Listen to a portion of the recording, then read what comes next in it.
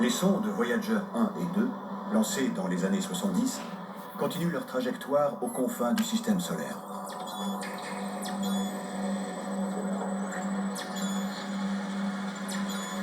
Ce sont les objets les plus lointains jamais lancés par l'homme.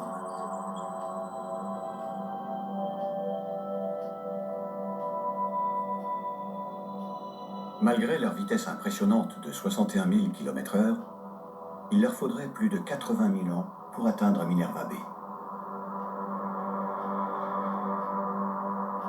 Alors que les sondes Voyager pèsent 1 tonne chacune, notre mission devra propulser une charge utile de 20 tonnes.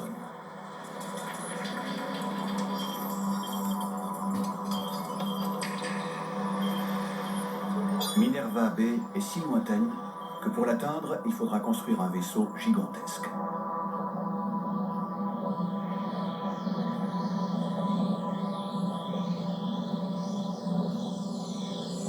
Alors, le gigantisme du vaisseau résulte d'une sorte de cercle vicieux.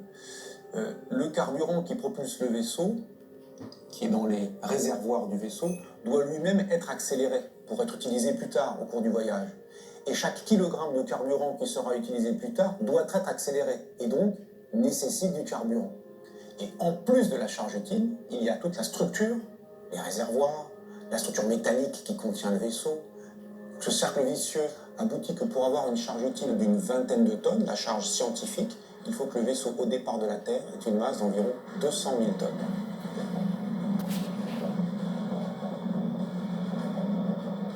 « 200 000 tonnes sur une distance de 4,5 années-lumière à parcourir en moins de 50 ans.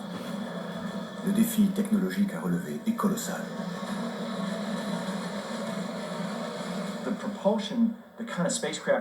Le problème, c'est d'atteindre la bonne vitesse de propulsion pour voyager vers une étoile qui est à 10, 15, 20 années-lumière, dans un temps qui reste vraisemblable par rapport à la vie humaine.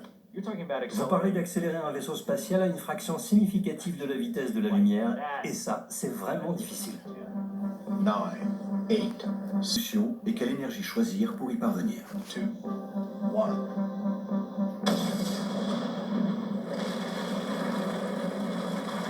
Aujourd'hui, la technologie la plus utilisée pour propulser de grosses charges reste celle des moteurs chimiques des fusées.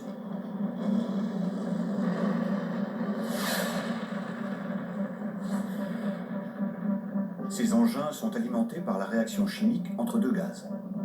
Les produits de cette réaction sont éjectés vers le bas par les tuyères, ce qui propulse la fusée dans la direction opposée.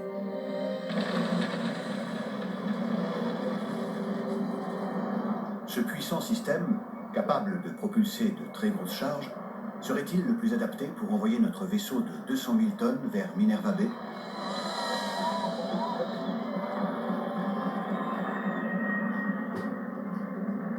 Pour le savoir, nous avons fait appel à des spécialistes de la propulsion spatiale. Stéphane Mazoufre et son équipe du CNRS d'Orléans. On va mettre à 14.